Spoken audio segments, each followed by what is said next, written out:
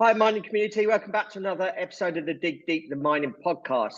And I have a returning guest who was actually one of my first guests when I first started this podcast back in November 2018.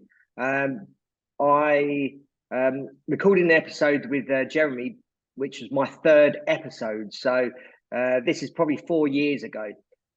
So I'd like to welcome Jeremy Wrathall, who's the founder and CEO of Cornish Lithium, who are a pioneering mineral exploration and development company focused on the environmental responsible extraction of lithium from a geothermal waters and hard rock in the historic mining district of Cornwall in the UK. Jeremy has over 30 years of experience in the mining, finance and investment banking industry and has advised mining companies on transactions globally on all the world's major mining stock exchanges. A Camborne School of Mines graduate, he founded Cornish Lithium in 2016 and has successfully developed the company to what it is today. And obviously, we're going to hear more about what they've been up to and obviously what they've been up to since we last spoke 4 years ago. So that's welcome Jeremy to the podcast. How you doing, Jeremy? Great, Rob. Thanks very much. I'm very honoured to be back. So great to see you. No, and I appreciate your time, and hopefully it won't be another 4 years before we do another another podcast. So, for those that didn't listen, appreciate to go back to my very first few podcasts. Hopefully, see if I've improved. But those that don't know Jeremy, I wonder if you can just tell our audience a little bit about yourself, about your career and your background. Yeah, sure. Look, you picked on my most proud thing, which is I graduated from the Camborne School of Mines in Cornwall a long time ago now, but I'm a mining engineer by training, worked in the South African gold mines for a while, and then embarked on a investment banking career and was involved with some of the very biggest mining teams, led the mining team at Deutsche Bank, UBS, Investec. They really had a great career in the city. I traveled all over the world, financing mines. It's been a very good backdrop. And then in 2016, walking to work one day, I started thinking about electric vehicles and what the demands that they would need, the commodities they'd need, and remembered a friend of mine had mentioned even earlier, that 2011, about that there was lithium in Cornish mines historically. And I got back home and started doing in-depth research, in other words, Googling it, and up came some very interesting historical records of lithium in geothermal waters in Cornwall. And it was a big problem for the miners in those days that they would hit on geological structures where water would come rushing into the mine. It was hot. It was 50 degrees centigrade. There's historical records of miners being scalded by that water. And then somebody very enterprising suggested that they test it because it was salty and a long way from the sea. And a Professor Miller in 1864 tested that water from a mine, and he pronounced that it has great quantities of lithium in it. So, and that was really what got me started on this journey, that I thought, well, some of the records were quite widely spaced across Cornwall. I realized this could be a major geological phenomenon, and started picking up mineral rights to the area, and that's really where it all started. So yeah, I'm a mining engineer by background, and really hit on this idea in keeping with the transition that we're all facing to renewable energy, electric vehicles, and all that sort of stuff. So yeah, that's me.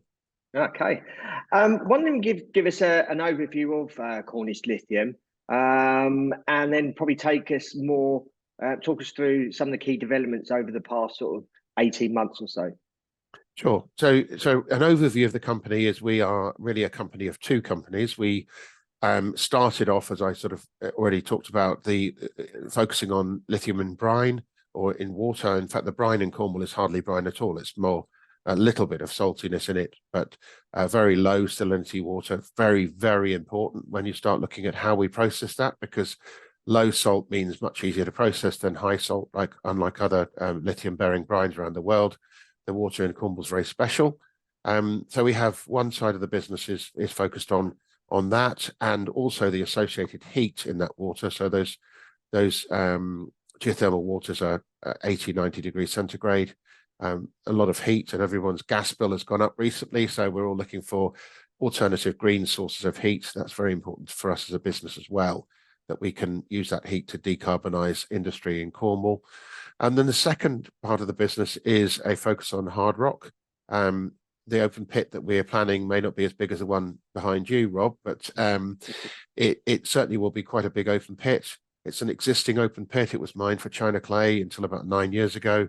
So the environmental footprint is already established, and we've taken that pit on. We are now we're running that pit. We're not mining there yet, but we're drilling. And we've also taken on an associated processing site, which is just across the road from the pit, which is a former China clay processing site. So we have a hard rock project, which we've just completed a scoping study on, which will produce, so it will produce lithium hydroxide or carbonate in 2026. So over the last 18 months, we've made a huge amount of progress in terms of both of those businesses. On the geothermal side, we've commissioned and built and commissioned the first pilot plant, a lithium extraction pilot plant ever in the UK. We were just slightly pipped to the post by one in Europe, but we were pretty much one of the very early, the second pilot plant built in Europe to extract lithium from geothermal brines.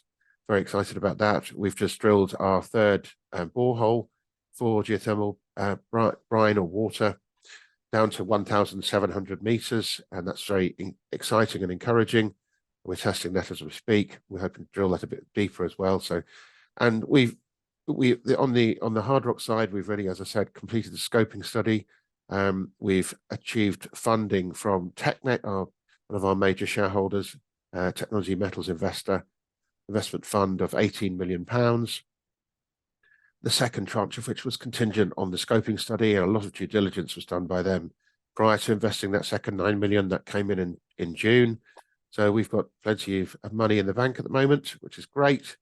And really big strides forward with the company. And of course, it helps to have the huge tailwind of the lithium price, which has gone up in the last 2 years by 1,200%. Say that quickly, it doesn't sound much, but it really is quite stellar for any commodity I've ever looked at. I don't think we've seen that sort of rise of price. So really amazing 18 months. Yeah, it's good to hear. Why is the domestic source of lithium so important to the UK? Obviously, lithium is found in various parts of the world, but why is it really important to the UK? I think it's important to the UK, Rob, because we have a reasonably significant automotive industry here still. Jaguar Land Rover, McLaren, and various other car manufacturers here. And if we don't have a domestic source of lithium, it will be very, very hard for those automotive manufacturers to satisfy what's called the rules of origin, which come in 2027 in force, where 57% of the car, not just any electric car, but any car at all, has to be sourced from within the UK or the EU. So given that the whole of Europe has got no source of lithium either at the moment, it really is hugely important that we establish a domestic source of supply. The automotive industry is about 4% of GDP. Very important industry, employs 800,000 people directly and indirectly. If we lose that industry, it's a major, major blow to the UK. So we have to source it. And the second reason is if we've got the right geology here, which we do, this is not spodumene, but it is mica, and the Chinese have been processing lithium micas for many years now. It's nothing new. We should try and exploit it because that creates jobs, it creates international value, or global, economic value add in Cornwall. And every job that we can create in Cornwall is a job that's not created in, say, China or somewhere else. And obviously the big lesson that we learned very painfully and very sadly this year was the war in Ukraine, which really made everybody think about raw material supply chains. In that case, oil and gas. But in our case, it really has made the government or governments around the world wake up and say, well, hang on a minute, we have to make sure that we do not dependent on other economies for our own domestic security. So that's why it's so important that we actually have a domestic supply chain here. Yeah. And how much lithium can you produce? Will it cover all of the for all of the UK and some of Europe? Especially if we're probably the only lithium mine in Europe at the moment. How much of the supply? How much would you be able to supply of UK and Europe?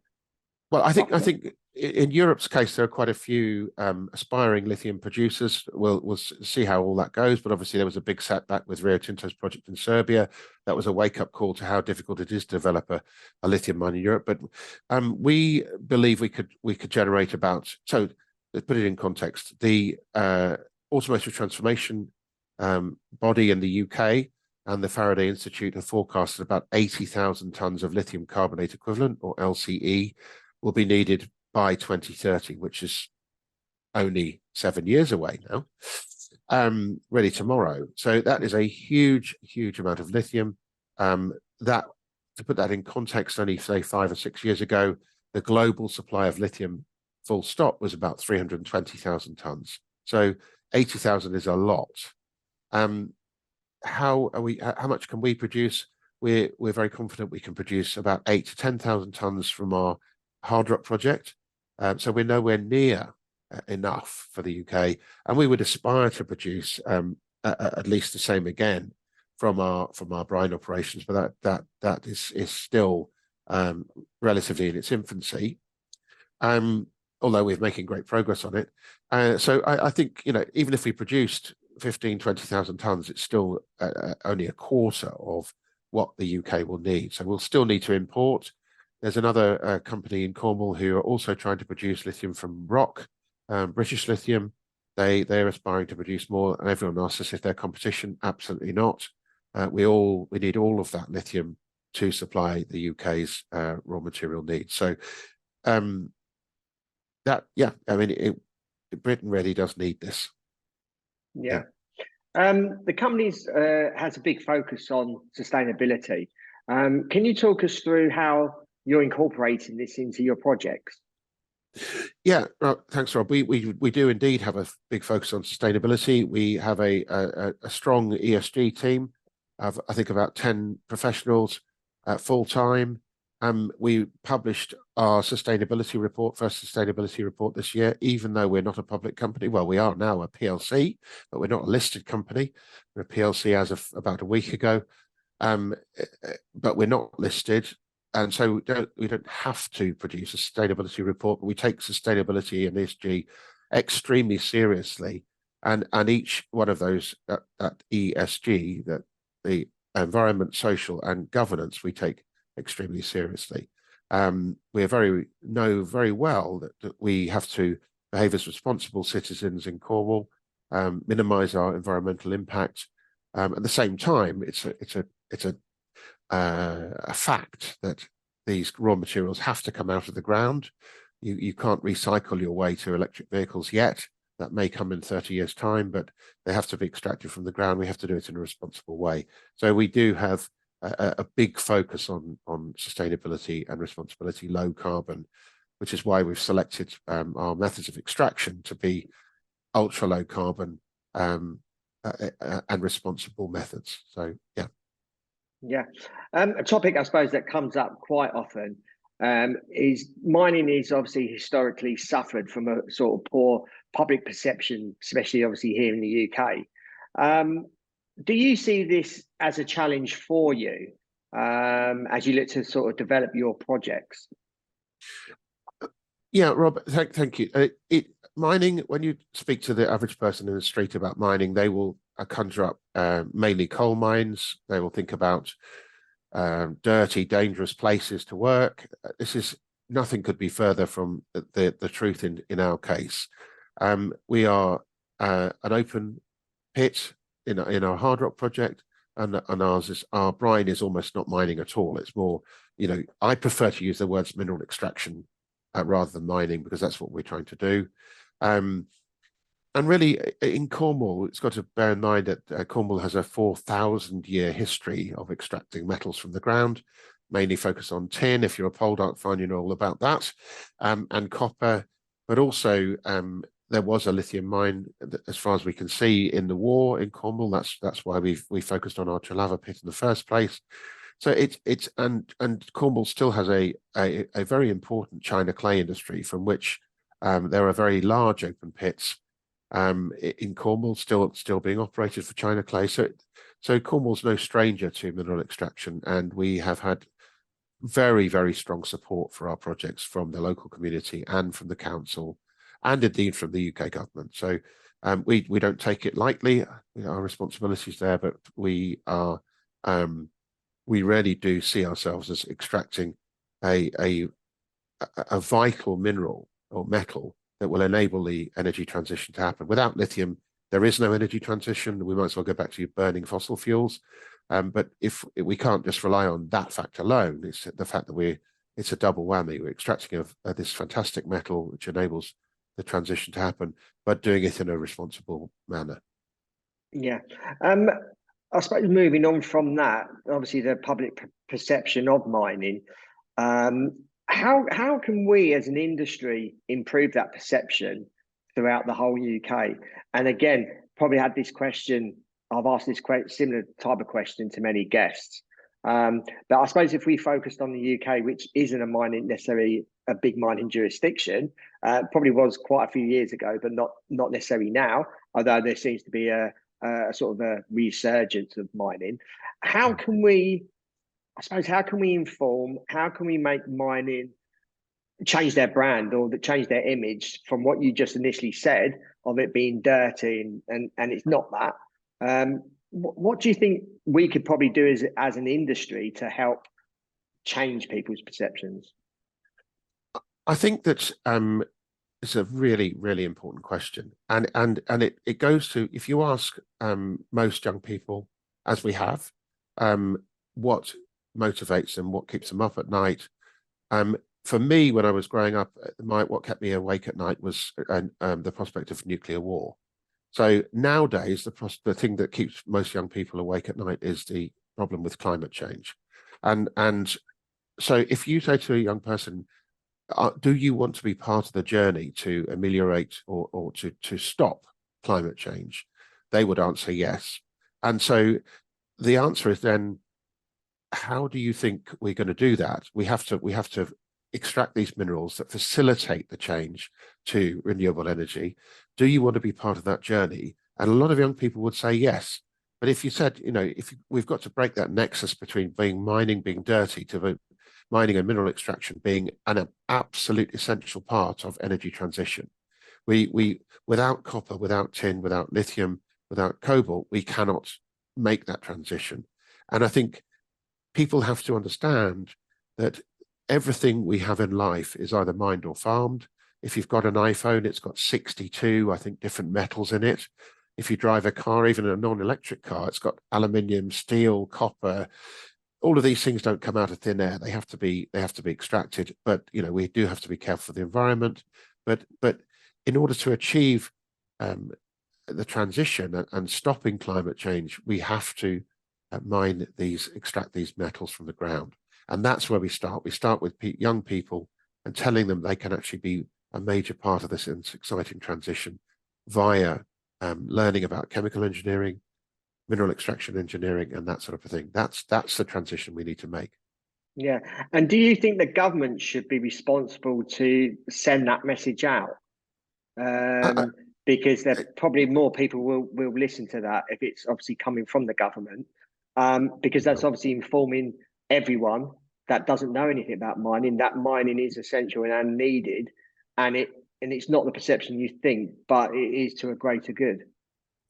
I do think government have a major responsibility here, and to that end, I'm on the Critical Raw Materials Committee of the government, advising the government on strategic raw materials and critical raw materials. I'm very proud to be on that committee. But what that committee is addressing is how to best inform the government and the public about those materials that are necessary for the transformation. And to that end, the government published earlier this year the first review into the critical raw materials strategy for the government, and that highlighted the importance of education, and mining education particularly, and training the young engineers who can facilitate that. And I think really we are already beginning to see a change. You're beginning to see British engineers, chemical engineers in particular, who are realizing the imperative of the renewable transition and thinking about how they can extract things like lithium. We're very proud to be working with a couple of companies out of Manchester University who've just woke up and thought, oh, we can do that. Very clever people, much cleverer than me, but they know how to do it. They just haven't had to in the past. So the government's message is working. Britain has got lots of very talented chemical engineers and environmental engineers, mechanical engineers who are now helping to solve this challenge that we all face going forward. So it is important for government to do that, but it's also important for private companies like us to not always depend on government to help us. It's we just get on with the job. And that's what we do in Cornish Lithium. We're just getting on with the job. We're very, very grateful for support from the government. We've had some good government funding, but ultimately we are responsible for our own destiny. We just got to get on and do it. Yeah, I've got a couple more questions. Next one is how can you, I suppose, what are your thoughts on the UK mining industry as a whole?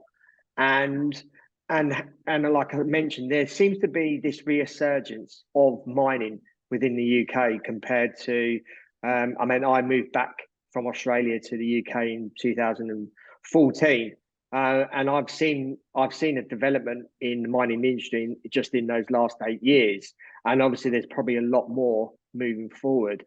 What are your thoughts on the whole of the UK mining industry, and where are we going? Great questions, Rob. I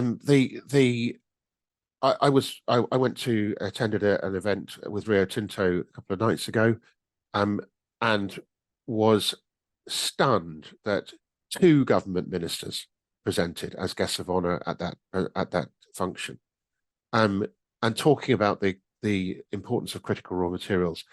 That would have never happened before, so not for a very long time. So you've got Rio Tinto, one of the greatest mining companies in the world, headquartered here in London.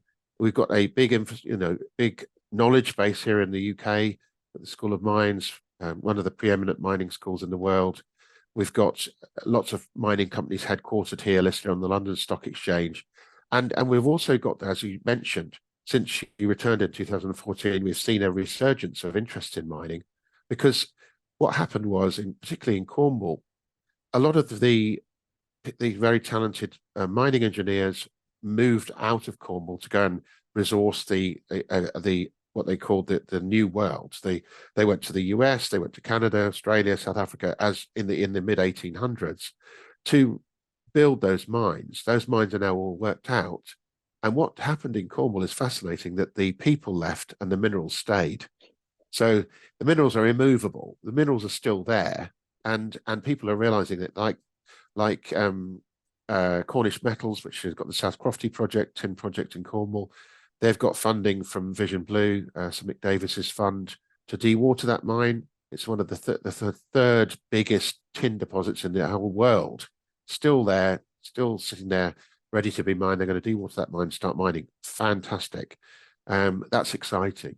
And other companies who are focused on mining in Cornwall, and other companies who are looking to extract lithium-bearing brines in the northeast. We really are seeing, and obviously the gold industry in Northern Ireland, Scotland, really a resurgence of interest in mining in the UK. Because if we rely on other people, so the UK's until very recently has relied on other people to supply oil and gas. Look where that's got us. And other metals, we sort of want to not think about it, but as we enter the renewable energy transition, we really do need to think about where those metals come from. Have we got them here in the UK? Can we create jobs and economic value add here? And the answer is absolutely yes, we can. We've got some great deposits here. We can do it in a responsible way. Then everyone's a winner.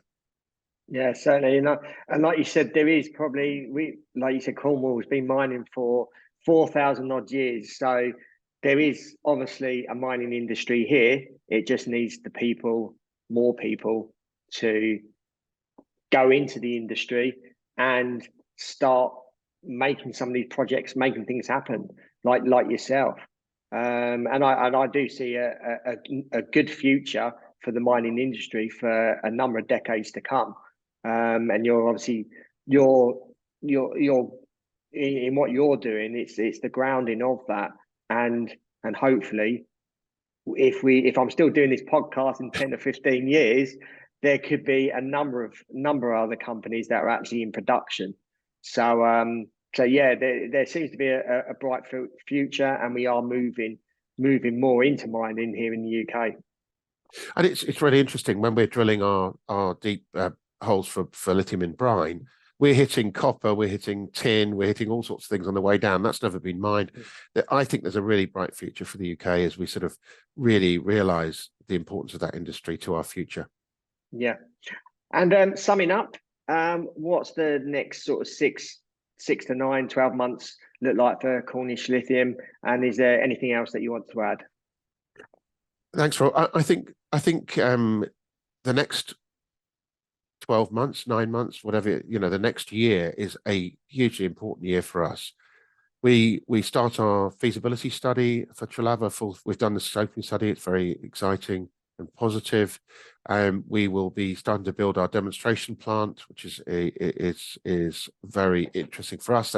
That'll be built by the end of the year, and actually able to process large bulk samples through that.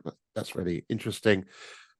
We will be drilling more lithium brine holes, and hopefully building a demo plant, extraction plant for that too.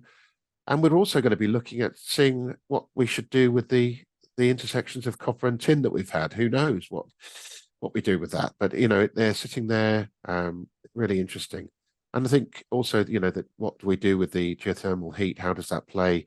We're going to be building a project with a local agricultural college, looking into using that heat for farming, greenhouses, etc. So it really does open up a really exciting year in 2023, and we're massively looking forward to it.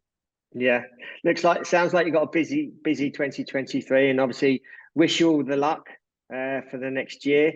And let's have a catch up sort of mid to late next year, and not leave it for another 4 years, and obviously give us an update on everything.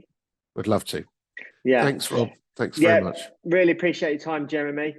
If our audience wants to reach out to you, if they've got any questions, how can they go about doing that? What social media platforms are you on, and Cornish Lithium?